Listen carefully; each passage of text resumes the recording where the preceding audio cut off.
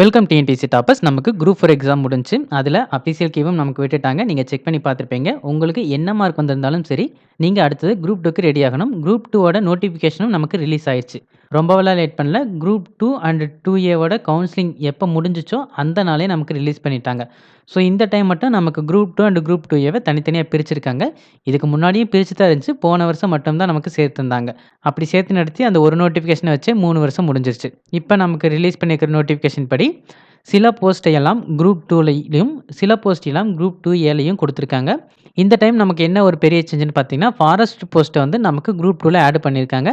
நமக்கு group 4லயும் forest வாட்சருக்கான post வந்து add பண்ணியிருந்தாங்க. இப்ப ஃபாரஸ்ட்டுக்கான போஸ்ட்டையும் குரூப் 2ல ஆட் பண்ணியிருக்காங்க.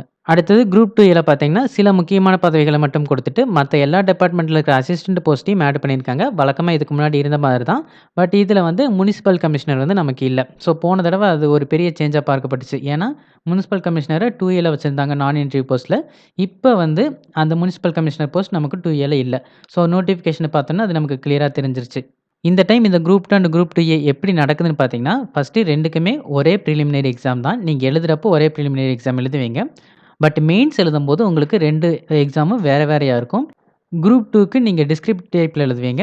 குரூப் 2ஏக்கு வந்து உங்களுக்கு அப்ஜெக்டிவ் டைப் சிபிடில எழுதணும். ஸோ அதையும் நம்ம கொஞ்சம் டீட்டெயிலா பார்த்துரலாம். அப்பதான் உங்களுக்கு கிளியரா இருக்கும். இப்ப நமக்கு அப்டேட் பண்ணியிருக்கிற நோட்டிஃபிகேஷன் படி குரூப் 2க்கு இன்டர்வியூ எதுவுமே இல்ல. ஸோ இன்டர்வியூ இல்லாமயே நீங்க குரூப் 2 வந்து அச்சீவ் பண்ண முடியும்.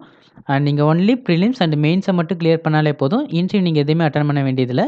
அப்படியே உங்களால குரூப் 2 அச்சீவ் பண்ண முடியலனாலும், குரூப் 2ஏ வந்து நீங்க ஈஸியா அச்சீவ் பண்ணலாம்.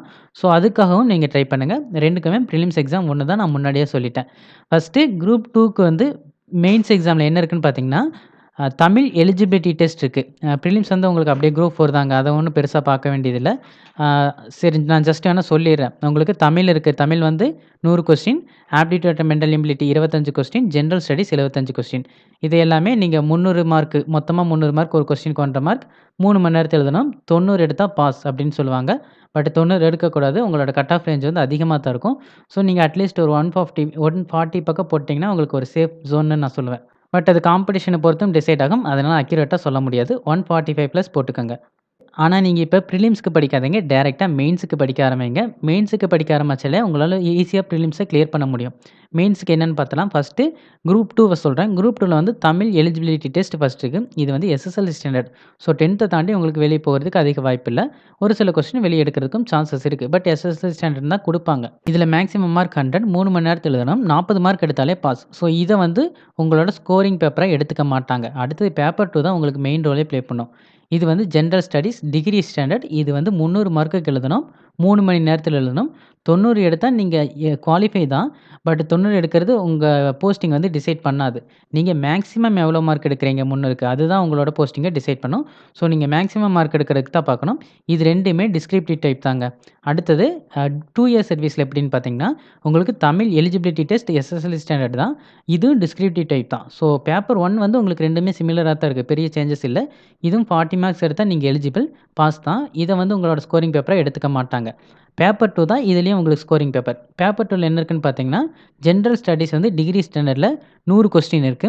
அதுக்கப்புறம் ஜெனரல் இன்டெலிஜென்ஸ் அண்ட் ரிசனிங் வந்து 40 கொஸ்டின் இருக்கு எஸ்எஸ்எல்சி ஸ்டாண்டர்ட். அடுத்தது தமிழ் வந்து 60 கொஸ்டின் எஸ்எஸ்எல்சி ஸ்டாண்டர்ட்ல இருக்கு. மொத்தமா 200 கொஸ்டின். ஒரு கொஸ்டினுக்கு 1 1/2 மார்க். ஸோ 300 மார்க்குக்கு நீங்க எழுதுவீங்க. 90 எடுத்தா பாஸ் நீங்க போட்டிருப்பாங்க. பட் இதெல்லாம் நீங்க பார்க்கக்கூடாது. நீங்க மேக்ஸிமம் மார்க் 300க்கு எவ்வளோ எடுக்கிறீங்களோ, அதுதான் உங்களோட லைஃப்ப டிசைட் பண்ணும். அதுதான் உங்களோட கட் ஆஃபாவும் இருக்கும். கட் ஆஃப்ங்கிற வார்த்தைய வந்து இங்க யூஸ் பண்ணக்கூடாது. அதுதான் உங்களோட ஜாப்ப வந்து டிசைட் பண்ற மார்க்கா இருக்கும். இது அப்ஜெக்டிவ் டைப் தான். பட் இந்த டைம் நமக்கு சிபிடில நடத்துறாங்க. ஓஎம்ஆர்ல இல்ல. நீங்க பிரிலிம்ஸ் வந்து ஓஎம்ஆர்ல ஃபேஸ் பண்ணுவீங்க. பட் மெயின்ஸ் எக்ஸாம் வந்து சிபிடி கம்ப்யூட்டர் பேஸ்டு டெஸ்ட்ன்னு சொல்லுவாங்க. எஸ்எஸ்எல்சி, ஐபிபிஎஸ் இந்த மாதிரி எக்ஸாம் எழுதினவங்களுக்கு அது கொஞ்சம் பழக்கமானதா இருக்கும். மத்தவங்களுக்கு கொஞ்சம் புதுசா இருக்கிறதுக்கும் சான்சஸ் இருக்கு. இந்த இடத்துல நீங்க எங்க ஃபோக்கஸ் பண்ணணும்னு பார்த்தீங்கன்னா, கண்டிப்பா நீங்க தமிழையும், அ ஜெனரல் இன்டெலிஜென்ஸையும் அதிகமா ஃபோக்கஸ் பண்ணாதீங்க. ஜெனரல் ஸ்டடீஸ வந்து அதிகமா ஃபோக்கஸ் பண்ணுங்க. இத பண்ணவே வேண்டான்னு நான் சொல்லல.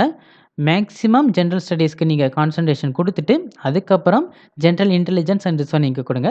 தமிழ் வந்து உங்களால ஈஸியா எழுதுற மாதிரி தான் இருக்கும். அவ்வளோ ஈஸியா இருக்கும்னு நான் சொல்றதுக்கு இல்ல. கஷ்டமா இருக்கும்.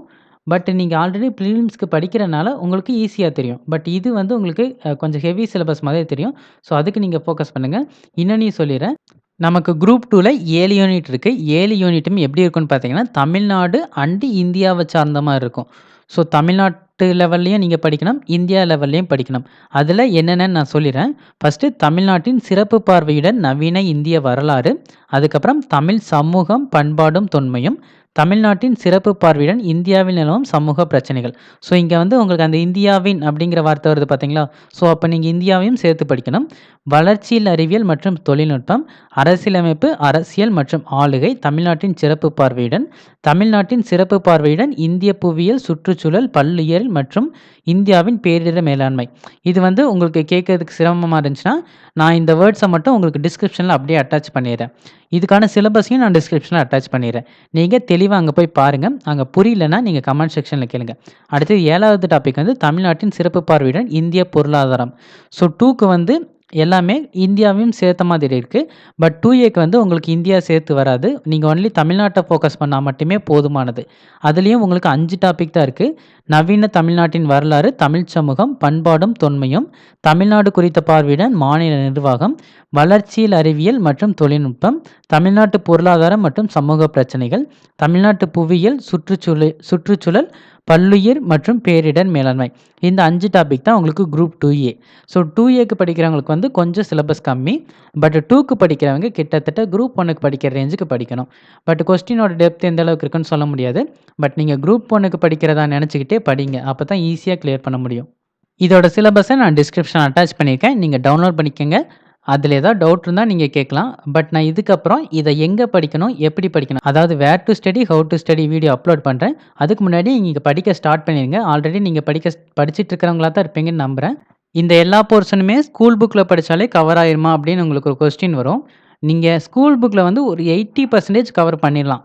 ஒரு சில அந்த மீதி இருக்கிற 20% மட்டும் தான் நீங்க வெளிய படிக்கணும்.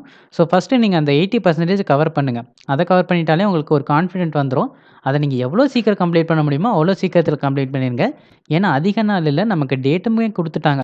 செப்டம்பர் 14ஆம் தேதி நமக்கு குடுத்துருக்காங்க. ஸோ அதுக்குள்ள மீன்ஸ் நீங்க ஆகஸ்ட்டுக்கு முன்னாடியே இது எல்லாமே கம்ப்ளீட் பண்ணிரணும். ஸோ நான் அடுத்த வீடியோல அத எப்படி அப்ரோச் பண்றது, எப்படி ஷார்ட் டைம்ல ஃபுல்லாவே கம்ப்ளீட் பண்ணுறது அப்படிங்கிறத நான் சொல்றேன். நீங்க இப்ப தான் நம்ம சேனலுக்கு ஃபர்ஸ்ட் டைம் வந்திருந்தீங்கன்னா, நம்ம சேனல சப்ஸ்கிரைப் பண்ணி வச்சுக்கோங்க. அப்பதான் நான் கன்டினியூவா போடுற அப்டேட்ஸ வந்து உங்களால ஈஸியா பார்க்க முடியும். Thank you.